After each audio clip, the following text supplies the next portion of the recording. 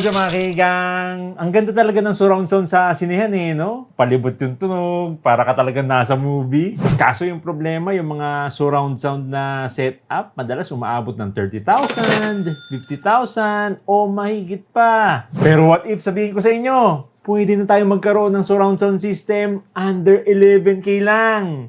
Nakatipid ka na. Para kapag nasa sinehan, kahit nasa bahay ka lang. Dito sa Ultimea, Poseidon D80 Boom Surround Sound System. Bali, hindi ko na kinuha sa gilid para sa mga ibang video natin kasi sobrang laki nito.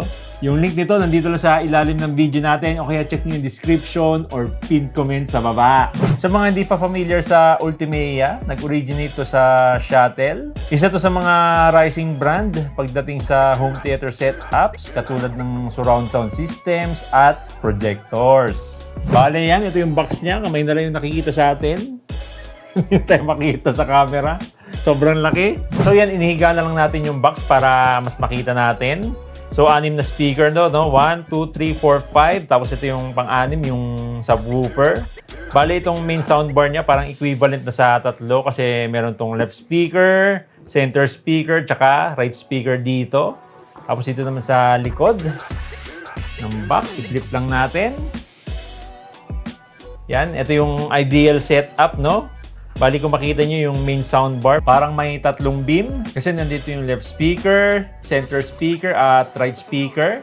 Tapos dito sa sides, nandito yung front left speaker. Dito naman yung front right speaker. Tapos dito sa likod, yan, yung rear left speaker, rear right speaker. Tapos yung subwoofer nasa right side. Pero pwede din sa left side, depende yan sa inyo.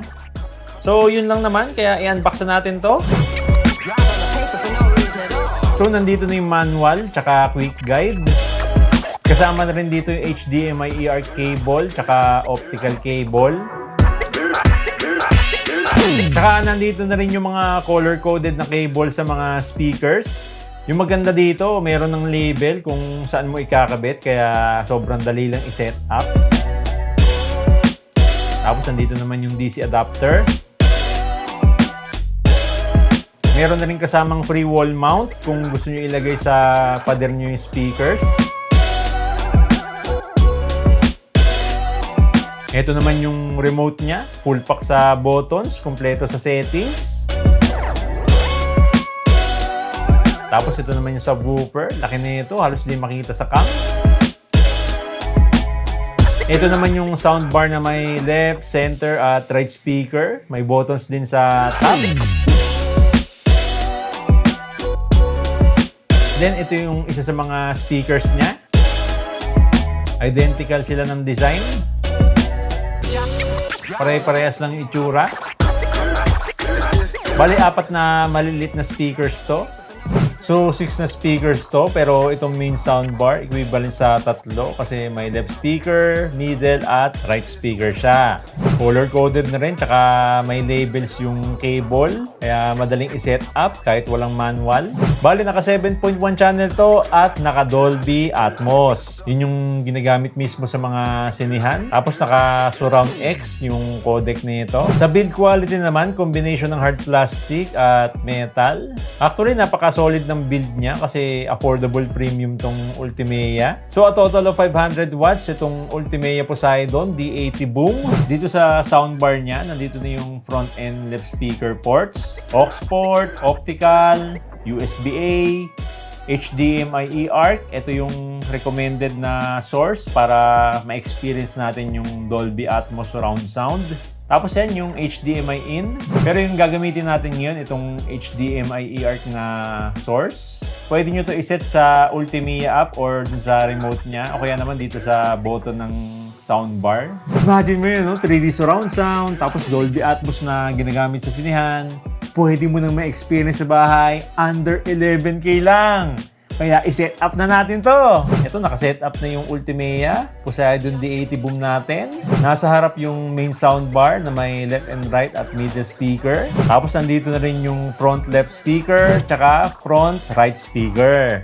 Dito naman sa gilid ng sofa natin, nandito yung rear left speaker at rear right speaker. Yung stand ditong rear speakers, sold separately, kaya check nyo lang sa pin comment, nilagay ko yung link dyan. Tapos yan, nandito sa left side ng sofa natin, yung subwoofer niya. Kayo bahala kung sa kaliwa or kanan yung ilalagay, no? Bali, yung setup natin dito, naka HDMI ARC siya, tapos naka Netflix tayo kasi Dolby ready tong platform na to, no? So yan, mag-play tayo ng movie dito. 15% lang yung volume, yan. Try natin, play. Lakas. Naririnig ko na yung speaker, magkabilaan.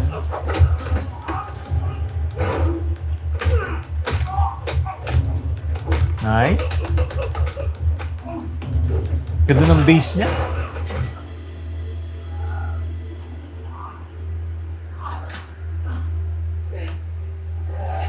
Palibot yung tunog, ganda. Rinig ko yung rear speaker natin dito, pati din sa kabila. Buong-buo yung tunog, palibot. Ganda. Sarap manood na ito. Pero yun nga, dapat na sa Netflix or Disney Plus kayo nanonood. Kasi pag sa YouTube, wala. Hindi nyo may enjoy yung mga videos. Okay ngayon mga kaigan, try naman natin to sa music, no? Mag-play tayo ng music dito, pero bago yon, set natin sa music mode gamit tong remote niya.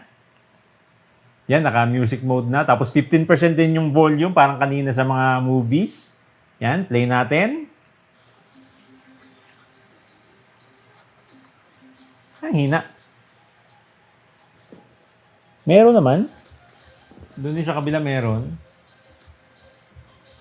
Okay, gawin nating 25. Yan, naririnig na. Mahina pa rin, ha?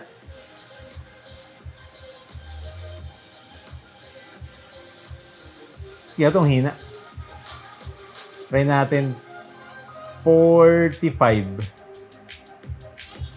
Yun, medyo naririnig isa. Alas di ko marinig yung bass. Meron naman, pero hina niya.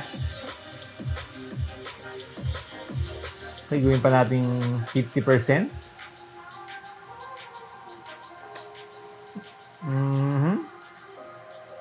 60% yung volume. Yan, 60% volume.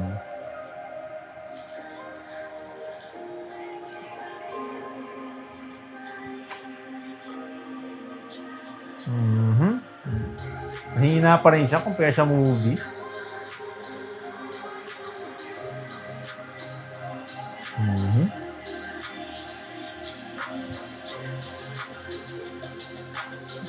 Meron pa rin naman yan. Narinig ko pa rin yung rear na speaker at yung subwoofer. Ayan na yung bass. Hindi siya ganun kalakas, no? So yan mga kaigang, ngayon try naman natin ito sa gaming. Yung gamit natin ngayon yan, yung PS5 natin. So 8% yung volume niya. Lakas na, no? Yan. Hindi ko na masyadong nilakasan kasi baka mabarangay ako dito. Yan, try natin sa gaming. Ganda, ah. Okay, tingnan natin. You know? Nasa likod yung kalaban ko, pero parang nandito talaga sa likod ko actual. Uy, nice. Ganda. Mas feel ko yung surround sound system niya dito sa gaming. Yan yung tunog. Lumipat na sa harap. Okay, nandito yung kalaban natin sa kanan. Naririnig ko din dito sa right speaker natin. Mas nire-recommend ko to sa gaming. Kasi doon mo talaga maririnig yung pagka-surround sound niya. Pati yung environment sound dito sa game. Feel na feel ko. You know? Yung hammer nandito sa left side natin. Okay, kanan natin. Yan, nasa right side. Yun. Napupunta dito sa rear na right speaker natin. Galing, ha? Bali, meron na rin tong app, itong Ultimate app, available to sa iOS saka Android. Napakadali lang gamitin ng app niya. Yan, pwede natin kontrolin yung volume, tapos pwede natin timplahin yung tunog niya sa equalizer. Meron na rin yung mga sound preset. Pwede tayo mag-customize ng sarili nating preset. Tapos dito, pwede din tayo mamili ng source. Yun nga yung sinabi ko kanina, gamitin nyo dito yung HDMI eARC para mas enhance yung tunog niya. Pero kung mas prefer nyo sa remote, pwede na tayo pumili ng source dito. Tapos may volume controls, play pause, pwede din i-adjust yung tunog ng bass, mids, treble, tsaka nandito din yung ibang modes gaya ng movies or music. Pwede din natin i-adjust yung strength ng surround sound. So, kumpleto yung settings ng remote niya, no? Nandito na lahat.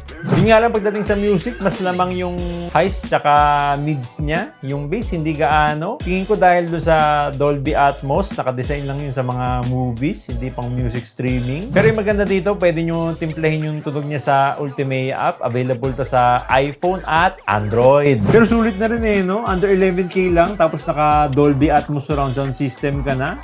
Para ka na rin nasa sinihan kahit nasa bahay ka lang. 7.1 channel, Dolby Atmos, surround sound system, under 11K lang. Mas ma-enjoy na natin manood ng movies para na tayong nasa sinihan kahit nasa bahay lang tayo. Napaka-immersive, lalo na naka-Dolby Atmos. Nag-enjoy na tayo sa movie, nakatipid pa tayo dito sa Ultimate D80 Poseidon surround sound system. Yung link dito nandito lang sa ilalim ng video natin o kaya check nyo yung description or pinned comment sa baba. Kaya kayo mga kaigang, anong masasabi nyo dito sa Ultimate D80 Poseidon? Comment down below!